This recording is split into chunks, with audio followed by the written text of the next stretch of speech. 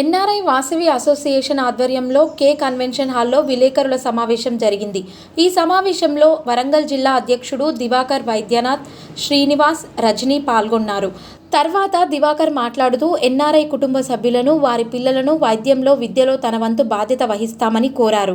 100 మంది పేరెంట్స్ని దత్తత తీసుకోవాలని కోరారు. ప్రజలందరూ క్షేమంగా ఉండాలంటే గోమాతను, గోవులను రక్షించుకొని వాటిని పూజిస్తూ ప్రజలంతా క్షేమంగా ఉండాలని దివాకర్ తెలిపారు. వాసవి కుటుంబాలన్నింటినీ కనెక్ట్ చేయటము, దాని ద్వారా సేవా కార్యక్రమాలు చేపట్టడం. మేము ఇప్పటి వరకు 3000 మంది పైన విద్యార్థులను చదివించాము. అలానే వందల కొద్ది పేరెంట్స్ని అడాప్ట్ చేసుకున్నాము. అడాప్ట్ విలేజ్ పథకం ద్వారా చాలా ఊర్లలో ఉన్న విద్యాలయాలకి, పూర్ పీపుల్కి, వాటర్ ప్యూరిఫికేషన్ సిస్టమ్స్కి మనము డిఫరెంట్ ప్రాజెక్ట్స్ చేస్తూ వస్తున్నాము. ఈ 2023, 2024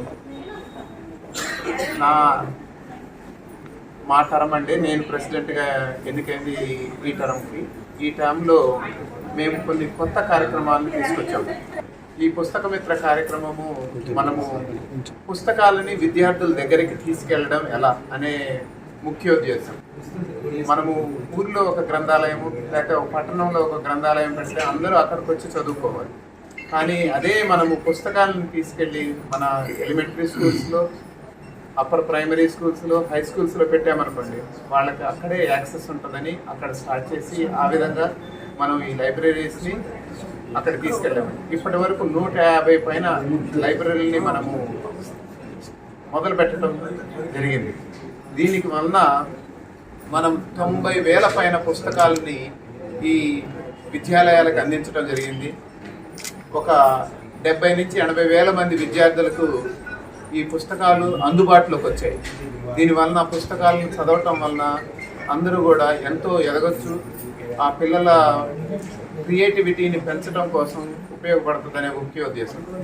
ఇంకొక ప్రోగ్రామ్ మనం స్టార్ట్ చేసింది ఏంటంటే గోమాత. మన హిందువులందరికీ కూడా గోమాత అనేది చాలా close to our hearts. And go రక్షక అని మనము ఆ గోశాలల్లో అలానే గోవుల్ని సంరక్షించుకోవటం ఎలా అనే పథకంతో స్టార్ట్ చేశాము. ఆ భాగంగా ఈ 2024 జనవరి 15 నుంచి జనవరి 28 వరకు NRI Vasavi association జన్మభూమిలో NRIVA Bharat సేవ అనే ప్రోగ్రాంతో ఇక్కడికి వచ్చామండి. ఆ ప్రోగ్రాంలో భాగంగా ఒక షీరోస్ అనే బుక్ కూడా లాంచ్ చేశాము గుంటూరు చౌడవరంలో. 256 మంది ఇన్స్పైరింగ్ ఉమెన్ పైన మా స్నేహితుడు రాసిన బుక్ని లాంచ్ చేసి ఆ రోజు హన్మకొండ, వరంగల్ ఇక్కడ ఉదయం పొద్దున 10 గంటలకి మనము క్యాన్సర్ స్క్రీనింగ్ క్యాంప్ని లాదెల్ల గ్రామంలో మొదలుపెట్టాము. ఆ గ్రామంలో ఆ క్యాన్సర్ స్క్రీనింగ్ భాగంగా మా ధన్యవాదాలు తెలియజేసుకుంటున్నాము. బాను ఆరోగ్య సేవ వాళ్ళకి ప్లస్ ఇండియన్ రెడ్ క్రాస్ ఈ ఇద్దరు కూడా మొబైల్ స్క్రీనింగ్ క్యాంప్స్ పెట్టారండి. అందరికీ క్యాన్సర్ స్క్రీనింగ్ ఒక్కటే కాకుండా వేరే జనరల్ టెస్ట్లు కూడా చేయడానికి అవకాశం కల్పించారు అక్కడ.